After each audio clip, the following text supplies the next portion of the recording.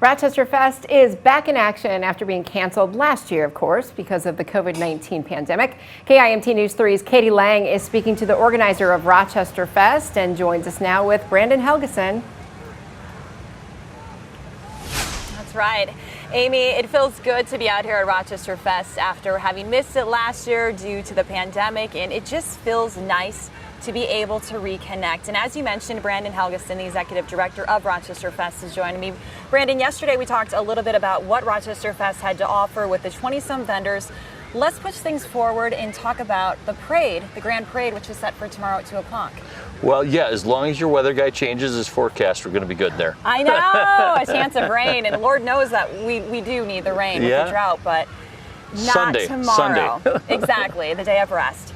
A little bit about how many floats and folks are expected to be in the parade. So we're looking at right around 80. We've had even, as of today, even a couple more that came in and said, hey, can we still get in the parade? So that's kind of what we were talking about with that, 6 months of planning into 6 weeks. A lot of people still coming out and saying, we heard you back on. Is there any chance we can get in? And I'm a guy that my staff will say I don't know how to say no. So I've been saying yes to just about anybody that's kind of hit me up. So we're going to be right around 80 units. In a typical year, are there more than 80? Yeah, normally there's somewhere between 100 and 110. 2019 was 110, and that was bigger than normal. So we're about 80% of what we normally are. You have bands, you have floats. Is it a mix of things? Well, we've got three marching bands, all from out of the area, but we do have our very own Rochesterfest drum line. So I'm kind of excited about that. It's here first. That's the first time anybody's heard about it, is Rochesterfest drum line. That's a group of alumni coming back, along with some existing area high school students. So very cool. Yeah. How long did they actually have to get together and prepare? About 2 weeks. Oh my goodness. Yeah, that takes, you're talented if you can whip something together like that. Yeah, absolutely. So you said 80 different, attractions or units in the parade.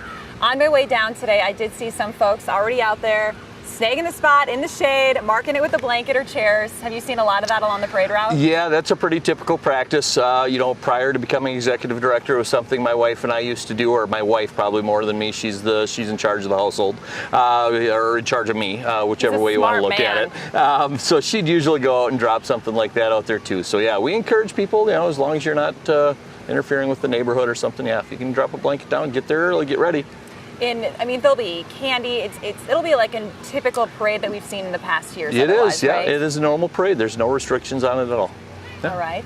And then a little bit about, attendance. I know Jess had kind of mentioned, that attendance was up this year. Do you have any specific numbers in terms of 2019 to now? Yeah, so it's really tough for us to gauge because it's obviously not a ticketed or gated event, but going off pictures, going off sales out of our beer tent and sales from the vendors, and if they're being halfway truthful with me, I think we're probably up about 20% from 2019, so pretty good coming out of a non-operational year.